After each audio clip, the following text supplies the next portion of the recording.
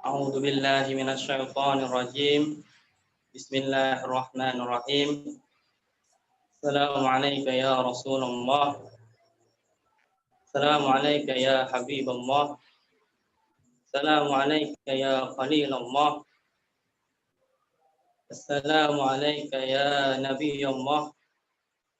أقول لكم جميعا السلام عليكم ورحمة الله وبركاته. Assalamualaikum warahmatullahi wabarakatuh. Alhamdulillahilladzi ja'alana minal mutamassikin fi wilayati amiril mu'minin wal a'immatil ma'sumin alaihimus salam. Wassalatu wassalamu ala asrafil anbiya'i wal mursalin sayyidina wa habibina wa syafi'i dzunubina al-mahmudil ahmad al-abdil muayyad al-mustafa al-amjad Abil Qasim Mustafa Muhammad.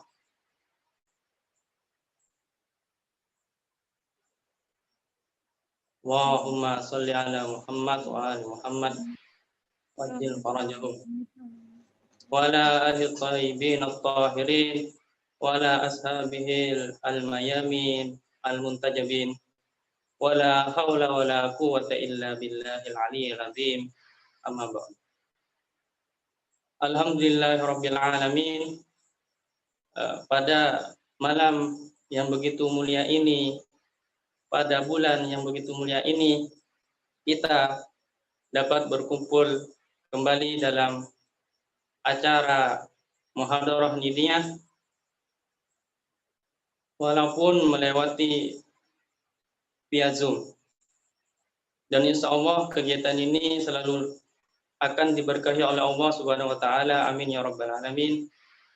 Dan tidak lupa pula juga kita tetap curahkan salawat serta salam kita kepada baginda Muhammad sallallahu alaihi wasallam.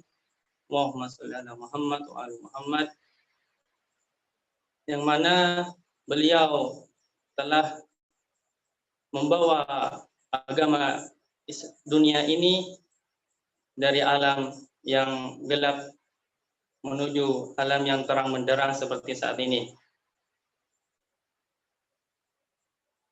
Ya ayyuhal hadirin wal hadirat yang insyaallah selalu diberkahi oleh Allah Subhanahu wa taala.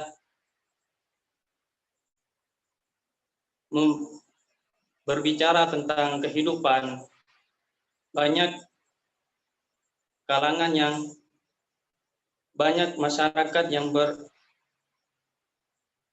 berpendapat bahwa kehidupan ini adalah segala-galanya. Bahwa kehidupan ini adalah tidak ada duanya lagi. Bahkan kehidupan ini dijadikan oleh mereka sebagai satu tujuan untuk meraih kesenangan mereka. Padahal kalau kita lihat pada hakikat kehidupan ini, bahwasanya kehidupan ini adalah hanya sementara. Kehidupan dunia ini hanyalah fana. Dan bahkan Sayyidina Ali bin Abi Thalib pernah mengatakan kepada Salman Al-Farisi bahwa kehidupan ini diibaratkan seperti ular yang dimana ketika disentuh lembut, namun di dalamnya ada racun yang mematikan. Contohnya seperti anak-anak kecil. Dia ketika melihat ular pasti dia tidak tahu, maka akan disentuhnya. Berbeda dengan ketika orang-orang yang berakal, orang-orang yang pandai melihat dari hakikat ular tersebut, maka dia tidak akan mendekati ular tersebut. Seperti itulah perumpamaan dunia yang diibaratkan oleh Sayyidina Ali bin Abi Thalib. A'udzu billahi minasyaitonir rajim. Bismillahirrahmanirrahim. Wala in adaqnal insana minna rahmatan tsumma naza'nahu summa naza'naha minhu innahu laya'usun kafur wala in adaknahu na'ma'a ba'da darra'a massathu la yaqulanna dhahaba sayyi'atu anni innahu lafarihun fakhur illa alladhina sabaru wa 'amilus shalihat ulaika lahum maghfiratun wa ajrun karim. Shadaqallahul aliyyul azim. Quran surat Al-Hud ayat 9 sampai 11. Dalam 3 ayat ini Allah Subhanahu wa taala menjelaskan mengenai pola kehidupan, pola bagaimana manusia hidup dalam dunia ini. Ayat pertama Allah menyebutkan apabila manusia kami berikan nikmat, kemudian nikmat itu kami cabut darinya, maka dia menjadi orang yang pesimis, putus asa dan kufur. Ya'usun kafur. Sementara ayat kedua Allah Subhanahu wa taala menyebutkan apabila manusia kami berikan nikmat kepadanya, setelah kami angkat kesengsaraan darinya, maka dia akan seolah-olah bahwasanya dia telah menyelesaikan semua masalah tersebut, dan kemudian dia menjadi insan yang farihun fakhur, yaitu selalu gembira, congkak dan sombong. Dari 2 ayat ini kita bisa lihat bahwa ada 2 tipe manusia dalam menjalani kehidupan ini. Tipe pertama orang yang pesimis dengan kehidupan. Ia melihat semua kehidupan ini bahwasanya sulit bagi dia, la ya'usun kafur. Apapun yang dia lakukan, apapun yang dia hadapi, selalu dihadapi dengan pesimis, seakan-akan tidak ada jalan keluar baginya. Sementara tipe yang kedua yaitu orang yang hidup dengan angan-angan dan selalu merasa dirinya besar, optimisnya selalu besar bagi dia. Sehingga dia tidak melakukan hal-hal apapun sebab dan musabab. Dia hanya berharap dengan optimis yang dia besarkan. Ada orang yang pesimis, ada orang yang optimis sangat-sangat terlalu. Lalu apakah benar antara kedua pola kehidupan manusia ini menurut Al-Qur'an? Al-Qur'an mengakhiri ayatnya dengan illal ladzina sabaru wa 'amilus shalihat ulaika lahum maghfiratun wa ajrun kabir. Sebenarnya hidup adalah bagi mereka orang-orang yang sabar dan beramal. Hidup tidak cukup dengan merasa optimis, dan begitu pula tidak cukup dengan hanya terlalu optimis dan congkak. Dan kehidupan seperti ini sangatlah salah besar dan tidak akan menyelesaikan masalah apapun. Tetapi hendaklah kita hadapi kehidupan ini dengan illal ladzina sabaru, sabar, wa amilus shalihat, beramal baik. Baru Allah Subhanahu wa taala menyebutkan bagi yang sabar dan beramal baik, ulaika lahum maghfiratun, bagi mereka ampunan, wa ajrun kabir, pahala dan pahala yang besar. Lihatlah betapa indahnya balasan dari Allah Subhanahu wa taala ketika kita menjalani kehidupan ini dengan sabar dan beramal yang baik. Namun wa ajrun kabir di sini bukan pahala, bukan juga dimaksud dengan pahala di akhirat. Namun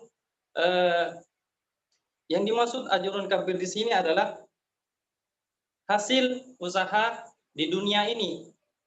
Dia akan melihat hasil yang dia telah usahakan pada dunia ini. Yang menarik dalam ayat ini, Allah dahulukan sabar dari sebelum amal. Illal ladzina sabaru wa amilu. Allah tidak berfirman illal ladzina wa amilu, illal ladzina amilu wasabaru. Tapi Allah berfirman illal ladzina sabaru wa amilu. Allah di sini Allah mendahulukan sabar lalu beramal baik. Kenapa? Karena kehidupan, ketika kita menjalani kehidupan, modal utama yang harus kita punya dalam menjalani kehidupan ini adalah sabar. Sabar, ketika kita sabar, kita akan meraih, ketika kita sabar, kita bisa berbuat. Ketika kita sabar, kita akan meraih kesuksesan. Orang yang sabar akan beramal, akan berusaha, dan ketika orang yang tidak sabar dalam usaha, maka dia akan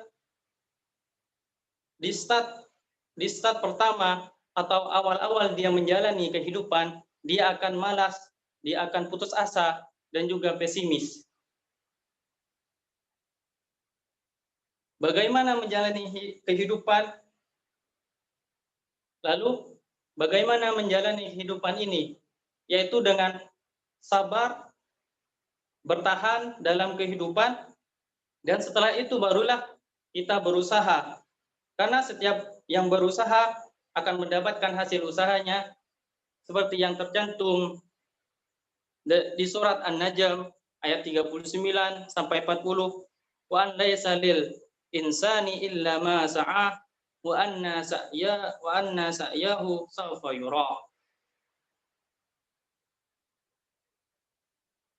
Ya ayyuhal hadirun wal hadirat yang insyaallah selalu dirahmati oleh Allah Subhanahu wa taala. Itulah bagaimana cara kita menjalani hidup, menjalani kehidupan di dunia ini, yaitu dengan sabar dan beramal baik. Selanjutnya, lalu bagaimanakah atau apa arti atau apa makna kehidupan dalam risalah yang dibawa oleh Rasul Shallallahu Alaihi Wasallam?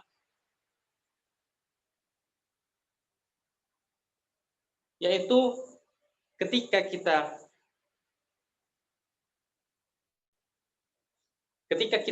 mengetahui hakikat dari risalah yang disampaikan oleh Rasul Shallallahu Alaihi Wasallam, maka kita akan ketahui kehidupan yang sangat indah, bahkan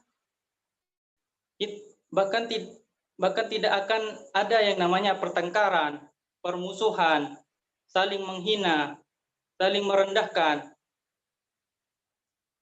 Ketika kita mengetahui esensi dari risalah Rasul, maka alangkah indahnya dunia ini.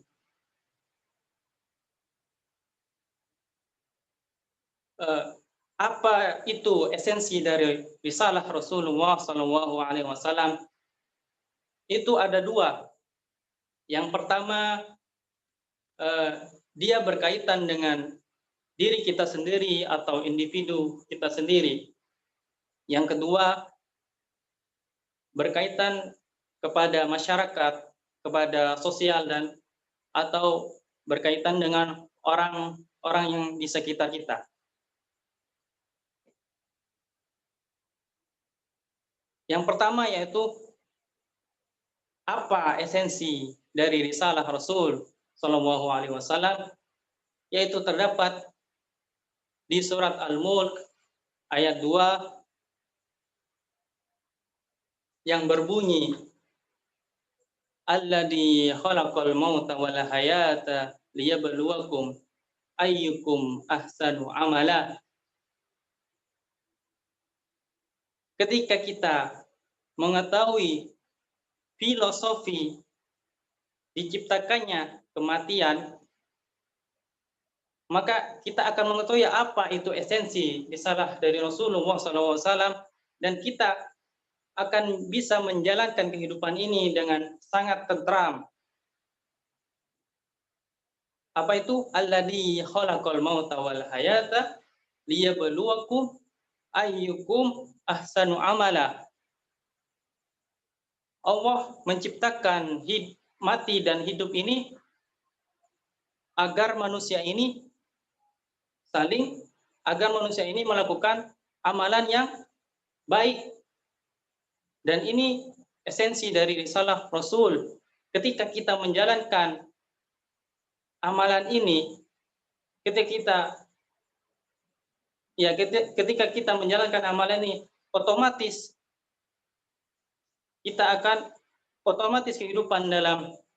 kehidupan sehari-hari kita akan berjalan dengan baik. Dan yang kedua yaitu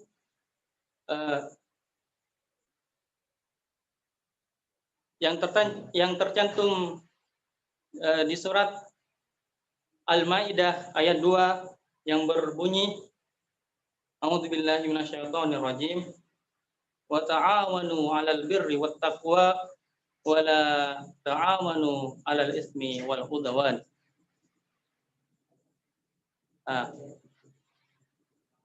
Dan disinilah wa ta'awanu 'alal birri wat taqwa, saling tolong menolonglah kalian dalam hal kebajikan, dan janganlah kalian saling tolong menolong dalam kemaksiatan. Di sini